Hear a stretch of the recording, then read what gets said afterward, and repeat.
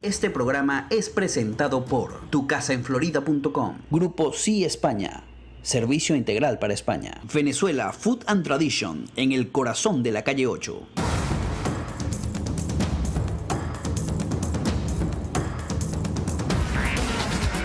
Patricia Poleo en Agárrate, opinión estremecedora.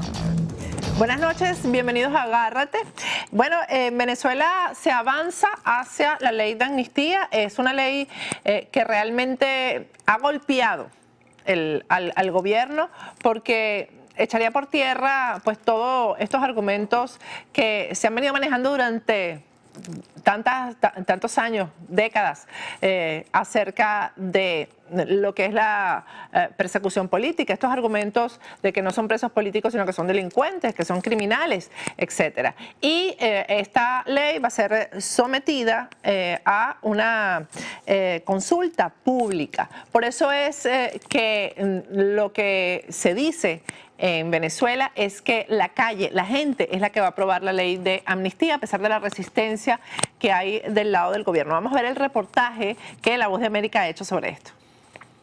La vicepresidenta del partido opositor Un Nuevo Tiempo y presidenta de la Comisión de Política Interior de la Asamblea Nacional, Delsa Solórzano, aseguró en rueda de prensa que la ley de amnistía es un clamor nacional. En Venezuela no hay poder de veto. Ni el presidente de la República puede vetar las leyes que salen de la Asamblea Nacional. Imagínense la crisis institucional que eso generaría en un país donde hubiera Estado de Derecho. Ni puede el Tribunal Supremo de Justicia tampoco vetar las leyes. Por su parte, la parlamentaria Gaby Arellano, en entrevista con La Voz de América, recalcó que el sistema político en Venezuela caducó y por ende el presidente no puede seguir gobernando, puesto que tiene secuestrados a los poderes. De manera pacífica y democrática vamos a conquistar la libertad plena de Venezuela, la libertad y la independencia del Poder Judicial, la libertad y la independencia del Poder Moral y la libertad de la Constitución de ser la Carta Magna que rija el destino del país. Sin embargo, el asambleísta oficialista Héctor Rodríguez señaló que la bancada de La Patria rechaza rotundamente la ley de amnistía presentada por la oposición. La derecha venezolana le está presentando al país una ley de amnesia criminal, una ley que ellos proponen como de reconciliación, pero será para reconciliarse entre los distintos grupitos de la derecha venezolana. Otra posición de rechazo es de la canciller Delcy Rodríguez, quien dijo que la oposición miente con la ley de amnistía y destacó que en el proyecto de ley no hay una sola letra que dé voz a las víctimas de la llamada guarimba de 2014. Es una ley de autoperdón, de la sublevación institucional contra los poderes legítimamente constituidos en Venezuela. Álvaro Algarra, Voz de América, Caracas. Pero la van a aprobar, quieran ellos o no quieran. Bueno, y lo que se está debatiendo también en Venezuela, y esto tiene pues importancia a nivel internacional, es decir, esto va a impactar en toda la región, es la salida constitucional de Nicolás Maduro. Por cierto, que aquí en Agárrate vamos a debatir el tema, porque hay muchísimas opiniones y hay algunos que hablan de referéndum revocatorio, otros que hablan de su renuncia, otros que hablan de probar que Nicolás Maduro no nació en Venezuela para que pueda salir del poder. Esta medida sería, pues, llevaría a la salida específica de Nicolás Maduro, pero sería sustituido a lo mejor por otro de ellos, uno peor, que todavía los hay peores, siempre hay uno que puede ser peor. Pero lo que creo que pesaría o sería más importante y fundamental para el país es que se saliera del sistema que ha imperado en Venezuela durante 17 años. Eso sería lo importante, ¿no? Vamos a ver también el reportaje que La Voz de América tiene sobre el debate que hay en Venezuela para una salida constitucional de Nicolás Maduro del poder. Ante la crisis política, económica y social que persiste en Venezuela, diversos partidos de la oposición insisten en que las políticas sociales implementadas por el presidente Maduro están destruyendo al país. El parlamentario Richard Blanco aseguró que en los próximos días darán a conocer oficialmente la decisión tomada por la bancada opositora sobre cuál será el mecanismo legal para lograr la salida del dignatario. La Constitución nos da a nosotros la posibilidad de usar algunos elementos que nos permitan salir de esta crisis. Sin embargo, el dirigente opositor venezolano, Enrique Capriles, basado en el artículo 72 de la Constitución, propuso la convocatoria lo antes posible de un referéndum revocatorio para recortar el mandato del presidente del país. Ha llegado el tiempo constitucional de revocar el mandato de Nicolás Maduro. No obstante, el ex canciller político y diplomático oficialista venezolano Roy Chatterton aseveró que los sectores de la oposición desperdician la posibilidad histórica del diálogo planteado por Nicolás Maduro.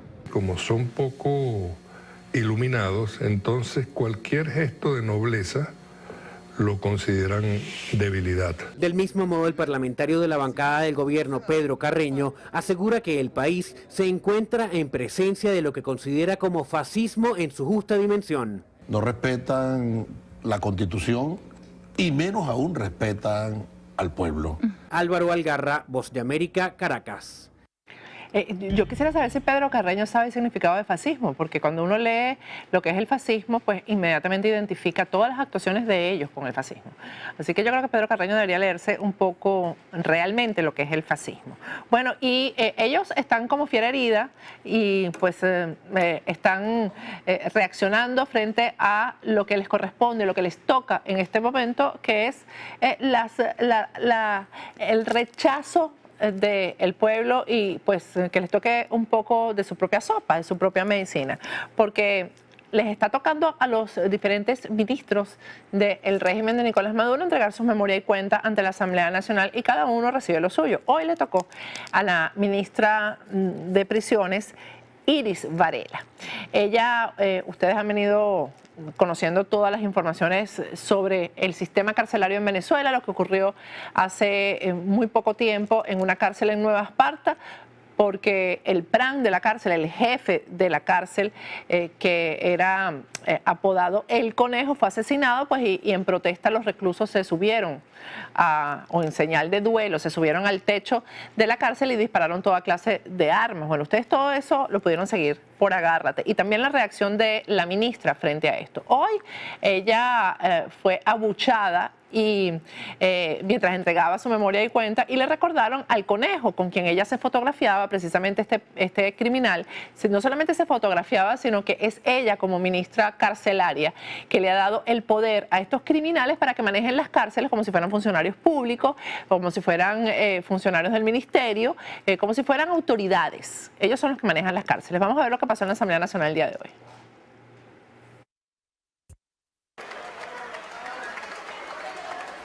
Ministerio del Poder Popular para el Servicio Penitenciario. Entrega a la ministra María Iris Varela Rangel.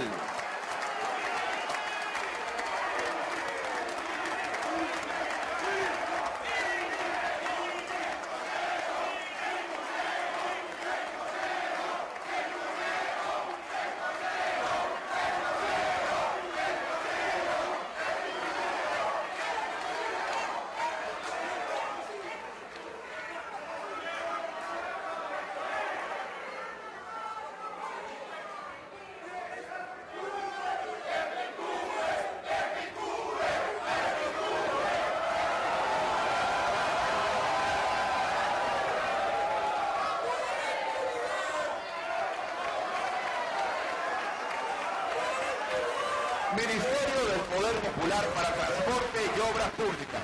Entrega el ministro Luis Alfredo Sauce Navarro. Mire, yo voy a pedirle a producción que me retroceda un poquito el video al final. Aparece un personaje que yo les voy a hablar de él. Ahí está ella diciendo cualquier cantidad de groserías. Ahí, deténmelo ahí, por favor. Ese personaje que ustedes ven con la corbata azul al lado de Iris Varela es una, digamos, que es una autoridad en la materia en Venezuela de protocolo. Yo diría que es el hombre que más sabe de protocolo, yo diría que en el mundo. experto, es un versado en la materia, se llama Víctor Mendoza y ha regresado a la Asamblea Nacional, es decir, al Parlamento, cuando en este momento que ha regresado mayoría de oposición. Él siempre estuvo frente al área de protocolo en la Asamblea Nacional. Bueno, yo siempre le digo a Víctor Mendoza que él debería escribir un libro acerca de todas estas personas, estas personalidades, estos políticos que han pasado por el Congreso y que él siempre les ha dicho cómo comportarse, dónde sentarse, cómo vestirse incluso para cada ocasión, cómo deben ir sentadas las autoridades según cada evento que se esté celebrando o cada fecha que se esté conmemorando. Bueno, vuélveme a poner la imagen, por favor.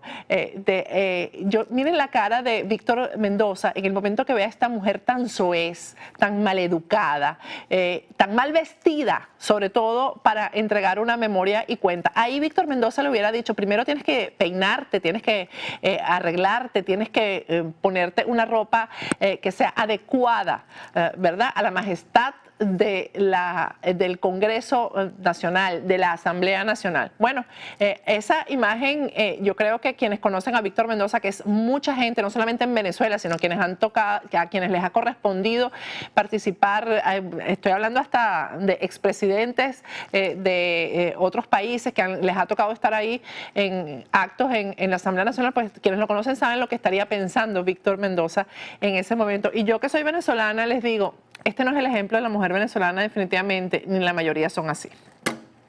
Vámonos para Estados Unidos porque el presidente Barack Obama ha asegurado que va a terminar cerrando la famosa cárcel y la polémica cárcel de Guantánamo. Vamos a ver el reportaje de La Voz de América sobre esto. Desde 2009 se han presentado obstáculos para cerrar Guantánamo, lamentó el presidente de Estados Unidos, Barack Obama. Al público se le asustó pensando que si la cerramos, de alguna forma tendríamos menos seguridad. Y desde entonces, el Congreso ha repetidamente impuesto restricciones con el fin de impedirnos cerrar la instalación. Ahora el Departamento de la Defensa presentó un nuevo plan a los legisladores con 4 elementos principales.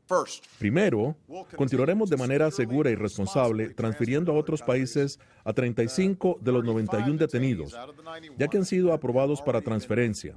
Segundo, aceleraremos las revisiones periódicas de los detenidos restantes para determinar si su continua detención es necesaria. Tras anunciar más reformas a las llamadas comisiones militares, Obama dijo que trabajará con el Congreso para determinar a dónde se transferirá a los detenidos que queden.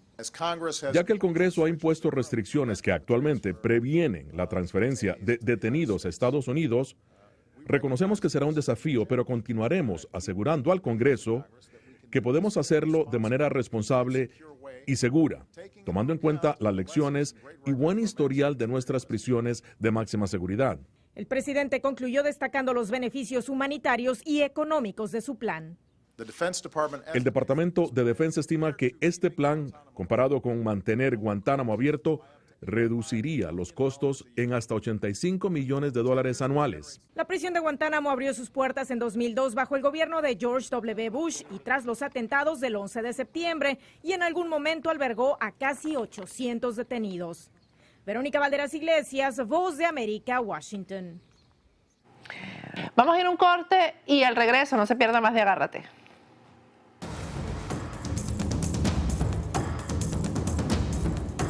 Agárrate con Patricia Poleo.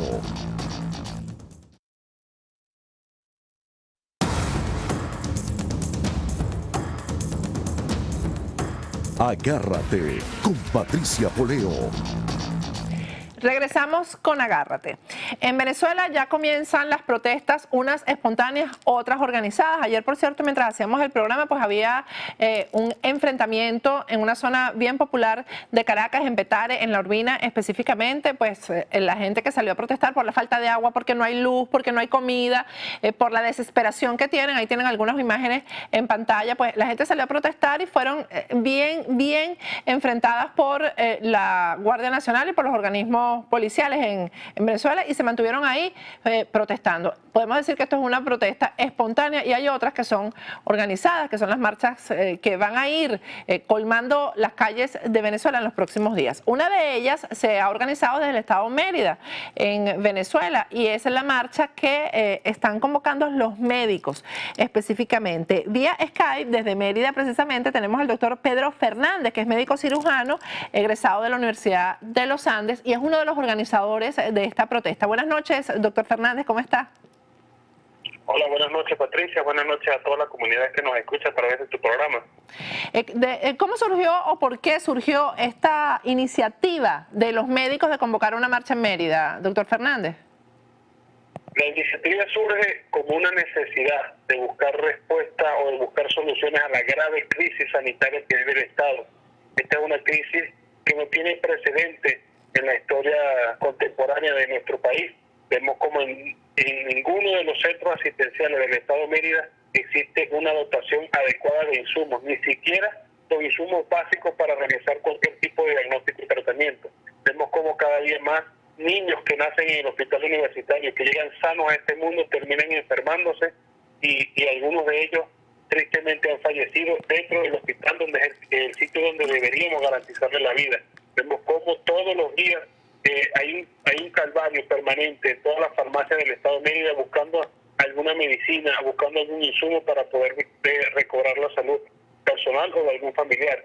Y es por esto que los médicos, atendiendo un llamado de los pacientes, de los usuarios, de los familiares, hemos decidido alzar nuestra voz en protesta para llamar la atención de las autoridades sanitarias y que se aposten de verdad a buscar una solución a esta problemática que está acabando con la salud de los merideños.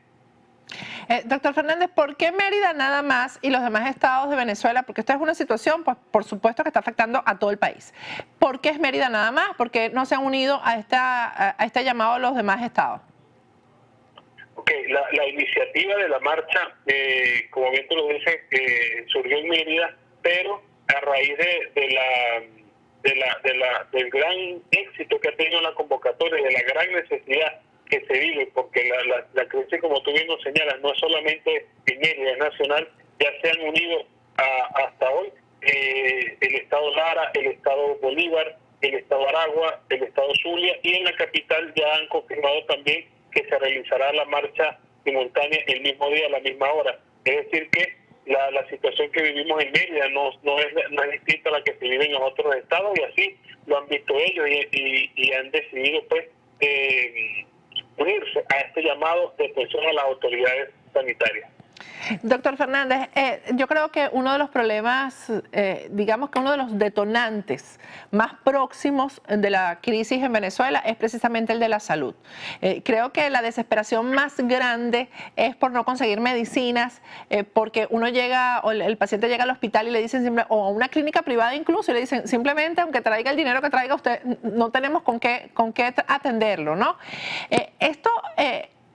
Los médicos, lo que se llaman los médicos oficialistas, que están en la parte, cuyo cargo depende de una designación del gobierno, ¿han entendido esto? ¿Se están haciendo los sordos con este problema? ¿O ya están entendiendo que también deben formar parte del grupo que, como ustedes, convoca marchas y trata de llamar la atención sobre el tema?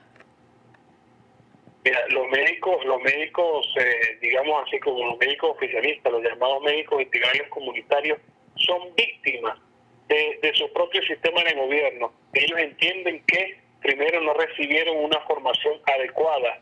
Ellos entienden y ellos mismos reclaman que para ejercer cualquier acto médico deben primero cumplir con un mandato de algún directivo, con un mandato de alguna autoridad. Muchas veces los obligan a dar falsos diagnósticos, a cubrir algún diagnóstico, a no reportarlo. Muchas veces ellos son llamados, pues, o son amedrentados con algún tipo de amenaza, o recriminándoles que cualquier título que ellos tengan se lo deben al partido de gobierno, y les exigen la lealtad al partido de gobierno. Ellos son, al igual que los médicos cirujanos, los médicos formados en las universidades autónomas, ellos son víctimas de este sistema, y ellos son testigos de una de las crisis crisis más graves que se han vivido en este país.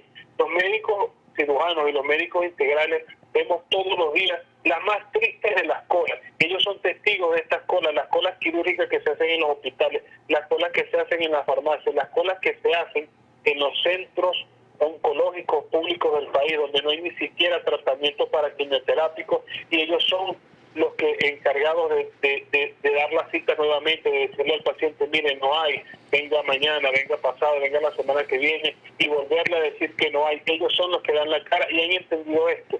Muchos de ellos, por miedo a las represalias que pueda tomar el gobierno, no se atreven a manifestarse, pero hay un grupo de médicos integrales comunitarios que está participando en la petición de solución a este conflicto. ¿Cuáles son los detalles de la convocatoria? ¿Es el viernes la marcha? ¿De dónde sale, por lo menos en el estado Mérida?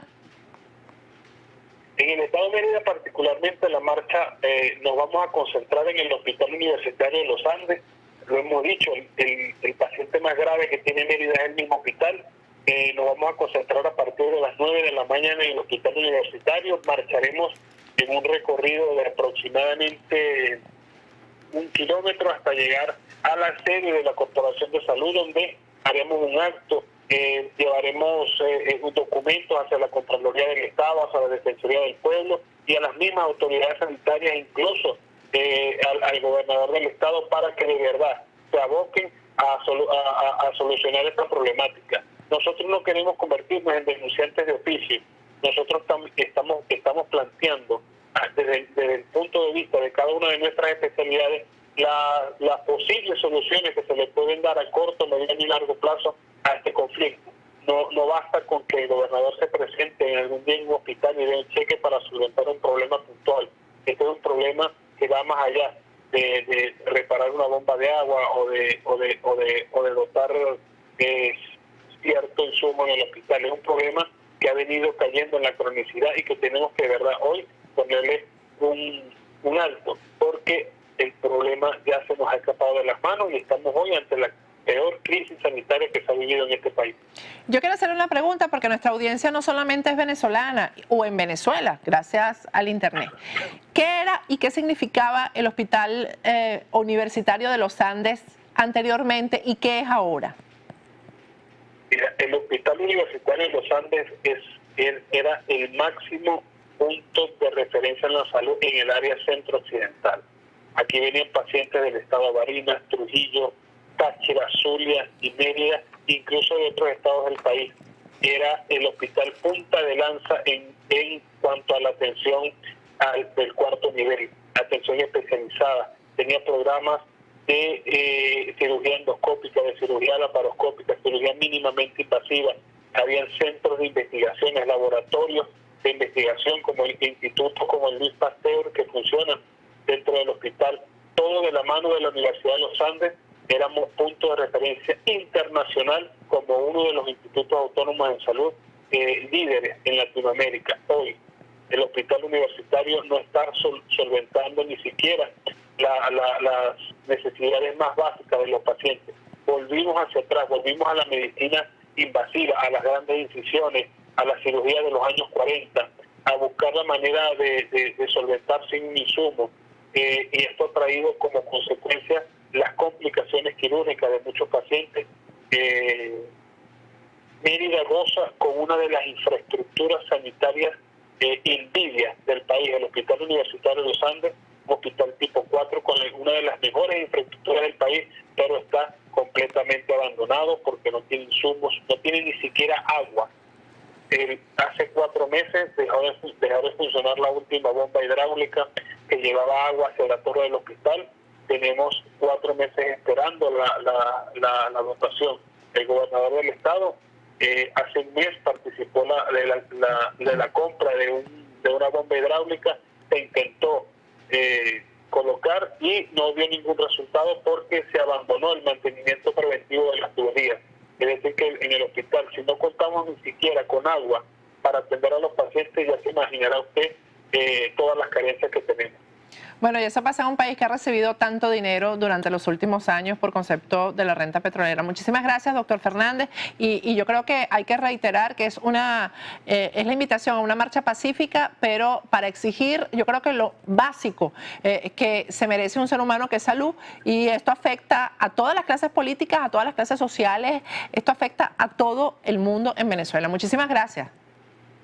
Gracias a ti, Patricia, y pues recordarles que el derecho a la salud no es un favor que le hace ningún gobierno a un ciudadano, es una obligación que tienen los gobernantes de garantizarle la salud a su pueblo. Muchas gracias y buenas noches. Gracias. Bueno, ustedes lo escucharon, además, iniciativa de los médicos que son además los más afectados en el sentido de que son los que tienen que enfrentar al paciente cuando no hay simplemente cómo atenderlo. Vamos a ir a un corte y al regreso mucho más de Agárrate, ya volvemos.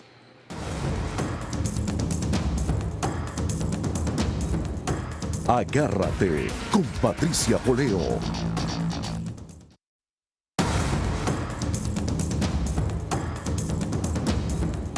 Agárrate con Patricia Poleo. Regresamos con Agárrate. Las protestas en Venezuela pues se están dando, siempre se dan o comienzan en la noche por la falta de luz.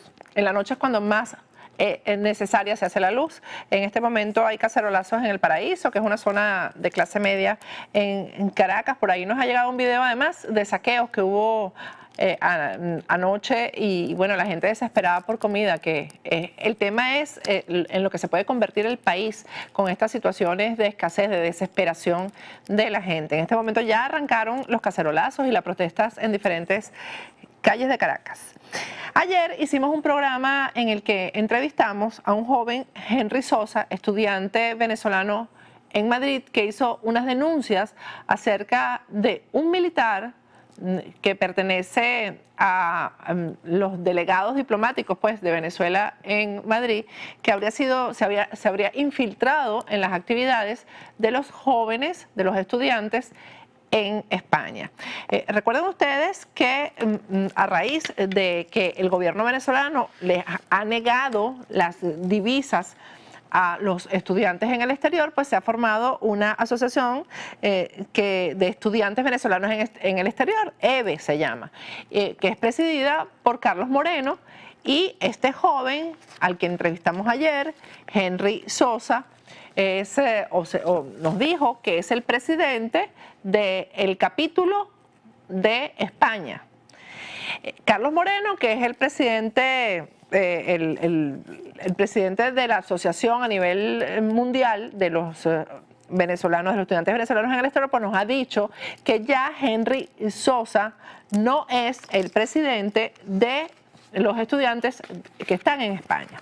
Ayer yo dije en el programa que quien tuviera algo que decir acerca de la denuncia que estaba haciendo Henry Sosa de este militar infiltrado, pues nosotros, por supuesto, como medio de comunicación serio y programa serio que somos, pues estamos dispuestos a prestarle nuestras cámaras y nuestro espacio para eso. Tenemos vía Skype a Carlos Moreno, que quiere hacer algunas aclaratorias con respecto a la denuncia que nosotros difundimos aquí ayer en Agárrate. Buenas noches, Carlos, ¿cómo estás? Buenas noches, Patricia, ¿cómo estás? Bien, pues además encantada de hablar contigo, porque además de este tema yo creo que son muchas cosas también que debemos hablar, ¿no? Carlos, la situación de este joven, Henry Sosa, que a nuestro productor le dijo que él fue electo en asamblea presidente de la Asociación de Estudiantes Venezolanos en España. Tú eres el jefe a nivel mundial. Digamos que eres el que ha aglutinado a todos estos muchachos. ¿Cuál es la situación real de Henry Sosa? Porque él hizo una denuncia bastante seria que ayer en el programa. Sí, y bueno, y se le agradece a Henry realmente el beneficio, o digamos que también una de las cosas que tenemos que agradecer al doctor William Cárdenas, quien fue quien elaboró la denuncia ante la Fiscalía. Y es el doctor William Cárdenas quien hace la denuncia formal, como dije en la Fiscalía, debido a que este señor, el espía, se infiltra en otras organizaciones que el doctor William lleva asesoría o preside o está involucrada con ella. Como el doctor William Cárdenas es un abogado muy famoso venezolano de derechos humanos en España, todo el mundo lo conoce, es bien famoso en todo el ámbito político, incluso con la Asociación de Estudiantes Venezolanos en el Exterior, ha facilitado muchísima asesoría en cuanto a los pasos que deberíamos dar. Es un buen asesor en cuanto a este asunto. En cuanto al caso de Henry Narváez Sosa, ya él no es el presidente de la Asociación de Estudiantes de España. Esa asociación y ese papel que él mostró ayer fue de hace ya de un año, como él dijo, pero que perdió vigencia, tampoco dijo eso. Ese papel por una firma perdió vigencia, él tenía que buscar un estudiante para que firmara, no lo buscó y se perdió la legalidad del papel. Y también perdió vigencia cuando se le llamó a una reunión de asamblea, como él mismo dijo, y en la reunión de asamblea se le pidió la renuncia por un montón de cosas que iban pasando ya en la organización. Como que, por ejemplo, Carlos, porque eso es bueno que se aclare aquí también, ¿no? Los estudiantes le pidieron la renuncia, es decir, eso es una asamblea. Si fueron ellos los que le pidieron la renuncia, fue la misma gente que me imagino que lo nombró en el puesto, ¿no? ¿Qué fue lo que hizo Henry Sosa para que los estudiantes pidieran su renuncia? Bueno, sabes que en este tipo cuando tú estás en la vida pública, lo que más lo que te da fuerza con la gente es la credibilidad. El día cuando nosotros descubrimos el infiltrado, me llaman a mí en horas de la madrugada aquí en Utah, donde estoy, y me despierto y veo la llamada de España y me llama una de las estudiantes de IAD diciéndome que toda esta situación, que habían descubierto un infiltrado y todo lo demás, que el señor era militar, me pasan las fotos ya estaban súper informados los muchachos allá de lo que había pasado, y inmediatamente me comunico con Henry. Henry se desapareció 48 horas después de que se descubrió el infiltrado. Entonces los muchachos no sabían qué hacer. Imagínate, la cabeza de la organización no aparece, ¿qué hacemos? Entonces zumban la pelota para la coordinación mundial, y es donde yo empiezo a ejercer presión, porque los muchachos, otra cosa, cuando Henry aparece, no quería denunciar ni quería hacer nada con lo del infiltrado. Él se negó rotundamente a denunciarlo, a no decirlo en los medios, y cuando yo me puse rotundamente dije, no, eso hay que decirlo, hay que decirlo. ¿Qué argumentaba él, discúlpame Carlos, qué argumentaba él para no hacer la denuncia formalmente? Él decía que había que esperar más tiempo, él decía que no era, que no se debía hacer en ese momento, él decía que era muy peligroso, una secuela de excusas y de excusas. Entonces hablé con los muchachos, con la junta directiva que estaba allá, y le dije, bueno, vamos a tomar una decisión. Yo opino que si estamos corriendo este peligro, tenemos que decirle a todo el mundo que estamos corriendo peligro y que este señor está haciendo esto, este señor no puede seguir haciendo y deshaciendo en la comunidad venezolana en España. Entonces fue allí cuando los muchachos toman una decisión, y es allí cuando nosotros hacemos un primer comunicado a la prensa diciendo que este señor era un infiltrado y todo lo demás, con nombre y apellido, donde Henry en ningún momento aprobó el comunicado. Entonces es allí el dilema.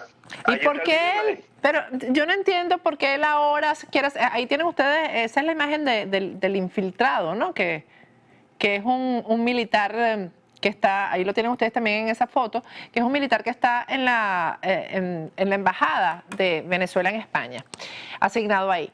Carlos, ¿por qué ahora él quiere hacer la denuncia? Porque incluso él fue el que insistió ante nosotros para que le diéramos el espacio para hacer la denuncia, que a mí me parece sumamente importante denunciar estas cosas, que se hagan públicas, mostrarles la cara. Por cierto, después de este segmento vamos a tener una denuncia gravísima de Fernando Balda, opositor ecuatoriano, que tiene que ver con lo mismo, sobre persecución, cómo se usan los organismos de inteligencia y militares para perseguir a la oposición en estos países de la franquicia del socialismo del siglo XXI. Y es el mismo caso, porque eso es un modelo, Carlos, eso es un modelo que existe. Explícame por qué él ahora sí quiere hacer la denuncia. Es que son una serie de hechos que tengo que comenzar a comentarte. Por ejemplo, nosotros en la Coordinación Mundial, una de las cosas que les enseñamos a los estudiantes es a tener muchísimo cuidado con las personas que meten dentro de la organización. ¿En qué sentido? Nosotros tenemos, y no lo voy a decir en cámara porque es nuestro propio estilo, claro, nosotros tenemos manera de revisar si una persona es estudiante o no. Ajá. Y tenemos nuestros métodos. Claro, ¿cómo vas a revelar la forma? Esas estrategias no se revelan, ¿no? Eso no se dice. Pero sí se dice que tenemos métodos de investigar, claro, para que porque es algo que tengo que ser bien responsable, que cuando las personas se involucran en estudiantes venezolanos en el exterior, yo tengo que dar las herramientas para que se protejan. porque ya imagínate, ya han pasado ciertas cosas que a mí me han alertado en lo personal. Tuvimos un infiltrado en Chile, tuvimos 2 infiltrados que quisieron hacerlo en Florida. No tuvimos éxito en identificarlo. Tuve éxito en identificar uno. Y los muchachos estaban bastante asustados. Fue en Orlando, Florida. Estaban bastante asustados y todo lo demás. Y bueno, vamos a dar este asunto así. Tenemos ya identificado a la persona y vamos a mejorar nuestros métodos para identificar a los estudiantes. Y hasta el sol de hoy no ha habido ningún problema.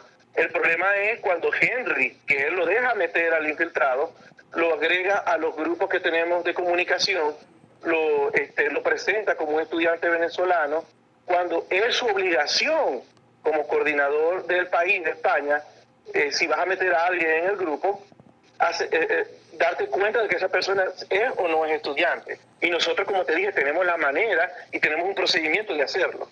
Entonces, violó todos esos procedimientos, metió fantasmagóricamente a este señor de la noche a la mañana a nuestro sistema de comunicaciones. Este señor se presentaba como un estudiante venezolano del exterior, miembro de EVE España. Entonces, imagínate la coartada perfecta. Claro. Es un nombre totalmente distinto al que le dio a Henry. Y los muchachos se dan cuenta de todo esto y bueno, imagínate el rollo en que este señor está metido ahora entre el gobierno de España y el gobierno de Venezuela. Ahora, te voy a decir una cosa, Carlos, sí, porque ya hecha la denuncia formalmente, seguramente será expulsado, debería ser expulsado por hacer por cumplir estas actividades que son de inteligencia, que eso no se debe en un país extranjero. Carlos, es bien importante esta denuncia que ustedes están haciendo, porque además el movimiento estudiantil en Venezuela ha sido infiltrado N cantidad de veces por este tipo de personas. Han sido infiltrados por gente de seguridad, por policías, por militares, por malandros, por delincuentes. Y es muy importante que en estos momentos además tan delicados que está viviendo Venezuela, y ustedes son parte importante porque ustedes son voceros de lo que ocurre en el país y en el exterior, hay que cuidarse las espaldas en este momento. Quienes en Venezuela, por ejemplo, están organizando marchas, están organizando protestas, etcétera, esto es muy delicado y es muy importante que ustedes lo estén denunciando de la forma responsable que tú lo estás haciendo. Yo creo que lo importante y que lo que hay que rescatar de todo esto es que se saque a la luz pública cuando se encuentra un infiltrado como este, que no es cualquier infiltrado, estamos hablando de un agregado militar en la Embajada de Venezuela en España. Totalmente. Las nuevas autoridades de EVE, para comentarte, son Andrea de Sousa en Madrid, Marilyn Reyes en Barcelona y el señor Manuel Rodríguez, que es el secretario de EVE y ayuda a coordinar todo lo que estamos haciendo ahora. Es una junta transitoria. Próximamente vamos a anunciar los nuevos cambios de EVE en España. Y bueno, vienen buenas cosas para EVE. Yo creo que esto nos ha ayudado mucho a madurar como organización y sobre todo a madurar como persona. Como te dije, una de las cosas que tratamos de hacer los líderes de EVE es, en mi parte ya yo no tengo, mi vida es totalmente pública. Así es. Googleas aquí Carlos Moreno Utah y ahí aparece todo. Te puedo decir cuánto gano, te puedo decir quién soy yo, dónde trabajo, todo. Soy un estudiante internacional aquí en Utah y aquí estamos. Entonces es importante, y bueno, y tú sabes que es importante mantener la transparencia cuando uno es un líder. Así es. Muchísimas gracias, Carlos, por esta denuncia tan seria y tan responsable. Gracias. No, gracias a ti. Bien, al regreso vamos a hablar de espionaje porque Fernando Balda, que ustedes ya lo conocen, es aliado de Agárrate, uno de los opositores más importantes en Ecuador, pues le ha dado hoy un golpe muy, muy duro al este sistema de espionaje del gobierno de Ecuador, que es el mismo sistema que aplican en Cuba, que se aplicó en la Unión Soviética y que se aplica en todas las franquicias del socialismo del siglo XXI. Así que estén pendientes al regreso. Pero antes de irnos vamos a hablar del momento de escoger casa. Para eso, el mejor aliado aquí en la Florida, sin duda alguna, es tucasaenflorida.com. Es una compañía de real estate fundada por venezolanos que saben lo que te gusta. Prestan el servicio de venta y alquiler de casas, apartamentos y todo lo que necesitas para vivir en la Florida. Te hacen las remodelaciones a tu gusto. Si quieres construir, te hacen tu casa a la medida de tus necesidades. Si compras inmuebles para alquilar, ellos te los administran. Tucasaenflorida.com funciona como un motor de búsqueda de inmuebles y propiedades, y cada persona puede ingresar en la página web y desde allí buscar y encontrar las propiedades con características, precios, disponibilidad y fotos actualizadas. La página web de tucasaenflorida.com es www.tucasaenflorida.com. En Instagram son @tucasaenfl, en el Twitter @tucasaenflorida, y tienen un correo electrónico que es info@tucasaenflorida.com. 3 números telefónicos además, uno de los cuales puedes llamar directamente desde Venezuela, que es el 771-0568, desde Estados Unidos el 561-927-5412 y desde Perú el 718-5028. Vamos a un corte, al regreso vamos a ver esta denuncia con pruebas irrefutables que está haciendo Fernando Balda desde Ecuador. Ya regresamos.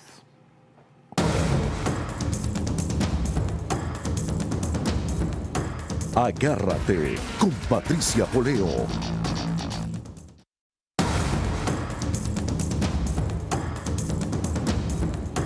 Agárrate con Patricia Poleo. Regresamos con Agárrate. Bueno, Fernando Balda, ustedes ya están acostumbrados a verlo aquí en Agárrate. Ha hecho una denuncia muy importante y le ha dado un golpe muy duro al espionaje que ordena Rafael Correa en Ecuador. Vamos a ver el video completo que hizo Fernando Balda mostrando las pruebas. Y bueno, esto además demuestra cómo esta gente en estado de desesperación recurre a sistemas que ya están arraigados en estos países comunistas. Eso lo trajo la Unión Soviética a América Latina a través de Cuba, y pues con el chavismo pues se ha difundido por todos estos países de la franquicia del socialismo del siglo XXI. Vamos a ver este trabajo de Fernando Balda para que ustedes se den cuenta cómo se manejan estos dictadores. Vamos a verlo. Amigos, lo que hoy les voy a denunciar es muy grave. Ya sabemos que el actual régimen es corrupto, que está lleno de delincuencia, que roban a diestra y siniestra. Pero eso ya es periódico de ayer. Hoy les voy a demostrar, con pruebas en mano, que además de ladrón, es un régimen criminal. Y de cómo utiliza a la Policía Nacional para perseguir, espiar y cometer actos criminales en contra de ciudadanos. Y lo que no es menos grave, de cómo utilizan el dinero del Estado ecuatoriano para perpetrar esos actos criminales. Prepárense, porque lo que viene es un golpe duro a los criminales que están en el poder.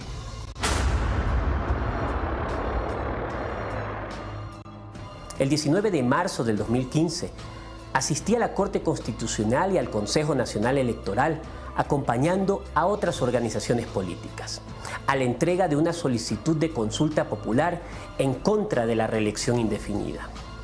Allí, estos dos sujetos nos seguían y nos tomaban fotografías.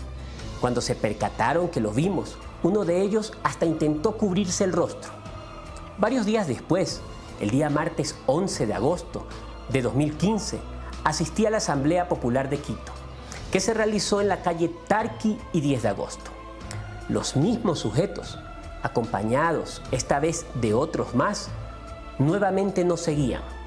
Se pararon unos bajo el edificio Benalcázar 1000, otros en la cuadra siguiente hacia el norte y otros en el Parque El Ejido, organizándose en una triangulación para poder realizar el espionaje. Esta vez hasta se infiltraron en la reunión. Fíjense cómo estos dos individuos que se acercaron a conversar con los espías, luego se acercan a nuestra reunión política. Allí se presentaron como supuestos activistas políticos y periodistas, mientras sus secuaces nos tomaban fotos con sus celulares y reportaban nuestras actividades minuto a minuto. El 1 de mayo de 2015, durante la marcha de protesta en que los ciudadanos pedían la renuncia de Rafael Correa, apareció este sujeto, vestido de sacerdote, que junto a otros de civil seguían y fotografiaban a nosotros los opositores. Cuando lo investigamos, descubrimos que no se trataba de ningún sacerdote, sino de un agente de inteligencia disfrazado. Su verdadero nombre es el teniente coronel Francisco Saavedra, y esta es su hoja de vida de la Policía Nacional. A finales de agosto, un vehículo sin placas con 2 sujetos estuvo más de 6 horas parqueado frente a mi domicilio. El 2 de julio de 2015, 2 sujetos en una camioneta sin placas aguardaban en las afueras de mi casa. Llamé entonces a la policía y cuando fueron a requisarlos, tuvieron que admitir que eran agentes de inteligencia. Dijeron que estaban allí porque estaban tomando un descanso. Un par de semanas después, apareció este otro sujeto en un vehículo sin placas, lo cual es ilegal, nuevamente afuera de mi domicilio. Volvimos a llamar a la policía y también tuvo que admitir que era un agente de inteligencia. Según él, estaba en una misión especial y no podía revelar qué hacía allí. El 10 de agosto de 2015, estuve en Machachi recibiendo a la marcha indígena. Allí, mi equipo se percató de la presencia de un sujeto que me seguía y me tomaba fotos de forma sospechosa. Los indígenas allí presentes fueron alertados de esto y decidieron preguntarle qué hacía allí y con quién andaba. Al notar el nerviosismo del individuo, le quitaron el celular y su billetera para ver sus documentos de identidad. Con gran sorpresa, encontraron su credencial de agente de policía y en su celular los chats de un grupo especial de la Dirección General de Inteligencia, en donde informaban a sus superiores una a una mis actividades. Entre ellos, a un mayor de apellido Torres. Aquí vemos cómo reporta a través del WhatsApp y dice: al momento el señor Fernando Balda entregando víveres, e incluye una fotografía mía. En otro chat, el mayor Torres le pregunta: ¿cuáles son las placas de la camioneta en la que me estoy movilizando? Días después, cuando me desplazaba en aquella misma camioneta, esta sufrió un extraño desperfecto en la dirección y tuvimos un grave accidente. La camioneta quedó destrozada y declarada inservible por la compañía de seguros. El conductor, mi esposa y yo resultamos con heridas y fuertes contusiones. Nos salvamos de milagro. Hace unos días, el 17 de febrero de 2016, estos 2 agentes de inteligencia me hacían seguimiento y tomaban fotos cuando fuimos con el asambleísta Gilmar Gutiérrez al Consejo Nacional Electoral a denunciar la existencia de muertos que votan en el padrón electoral. El 13 de junio de 2015, aproximadamente a las 9 de la noche, cuando nos dirigíamos a mi domicilio junto con mi compañero de partido Jofre Pinzón, 2 sujetos en motocicletas nuevas, pero con las luces apagadas, nos siguieron por más de 50 kilómetros en la ciudad de Quito, a pesar que tratábamos de evadirlos. Los sujetos huyeron cuando encontramos una estación de policía y entramos a solicitar auxilio. Esto lo denunciamos internacionalmente en el programa Agárrate de Patricia Poleo. Ya mucho antes de estos demenciales e ilegales seguimientos, el gobierno de Rafael Correa envió el 9 de mayo de 2012 a Colombia al agente de inteligencia Raúl Chicaiza, entre otros, para que se infiltren en una reunión que yo tuve con el expresidente Álvaro Uribe en la ciudad de Medellín, haciéndose pasar por activista político. Chicaiza organizó una operación criminal, pagó sicarios con el dinero del Estado ecuatoriano, me secuestraron e intentaron asesinarme. Gracias a Dios, un testigo alertó a la policía y fui rescatado. Lamentablemente, el actual régimen utiliza a la Policía Nacional para cometer crímenes de Estado, el secuestro e intento de asesinato y la persecución sistemática y constante a un mismo grupo político, como lo es mi partido Sociedad Patriótica y sus líderes, son delitos de lesa humanidad y demuestra la perversa animadversión de la que somos víctimas por denunciar la corrupción del gobierno. Lo peor que le puede pasar a un espía o agente encubierto es ser descubierto. Lo que pasa es que además de malos, son brutos e incompetentes. Y nuestra organización política cuenta con una amplia experiencia en inteligencia civil y militar, pero por sobre todo valores y valor para enfrentar a estos delincuentes. Mi compromiso es que cuando caiga el actual régimen, lo cual les prometo que va a suceder porque estamos trabajando para ello, es que voy a dar de baja a todos los que he presentado en este documental y a una larga lista de espías y policías corruptos que se han prestado para cometer ilegalidades bajo el mando de los criminales que se encuentran en el poder político. Tengo en mi poder la lista completa de los policías que prestan y han prestado servicio para la SENAIN, DGI y UCSI. Vamos a depurar la institución policial y voy a meter en la cárcel a todos los que han mancillado el honor de la Policía Nacional, sin distingo, sin importar si ha sido cabo o general. No puede ser posible que la institución que debe darnos protección sea hoy aquella a la que los ciudadanos le han empezado a tener miedo. Y peor aún, que policías de alto rango, corruptos, se beneficien a costa de las ilegalidades y barbaridades que ordenan cometer a los policías de tropa, porque los de tropa son los utilizados y los que reciben las mieles del poder por su lacayismo son los de alto rango. Con estos antecedentes, quiero poner en conocimiento de ustedes, mis conciudadanos, que yo no tengo vicios, no consumo drogas, no porto armas y quienes me conocen de toda la vida saben que es así. No tengo hábitos inusuales, ni frecuento lugares extraños. Por lo tanto, si me llegan a encontrar droga o armas en el vehículo en el que me movilizo, en mi casa, donde sea, si algo me llegara a ocurrir, un atentado o un accidente, lo que sea, responsabilizo directamente al gobierno del Ecuador, al comandante general de policía, Diego Mejía, al ministro del Interior, José Serrano, que es el jefe de la policía, al secretario de Inteligencia, Romy Vallejo, y a quien ocupa el cargo de presidente del Ecuador, Rafael Correa Delgado.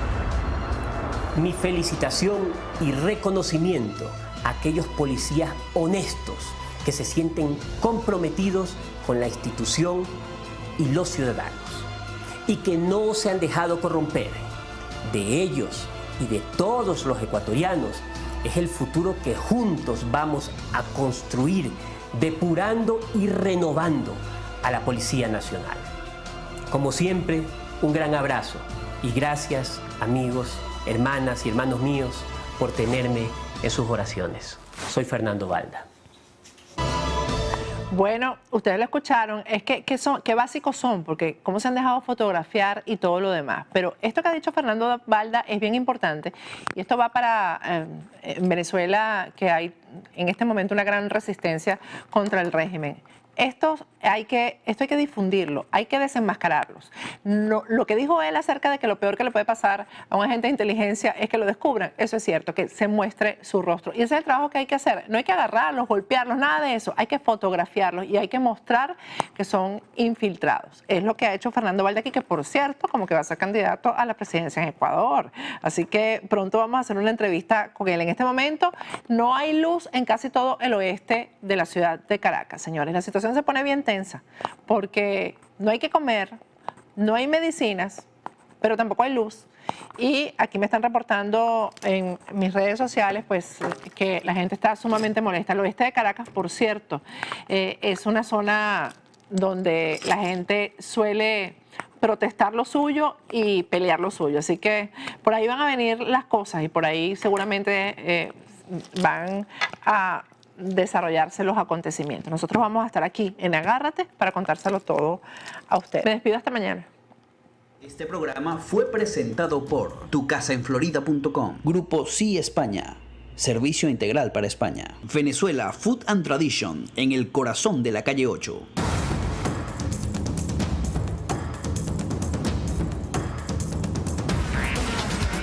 Patricia Poleo en Agárrate. Opinión estremecedora.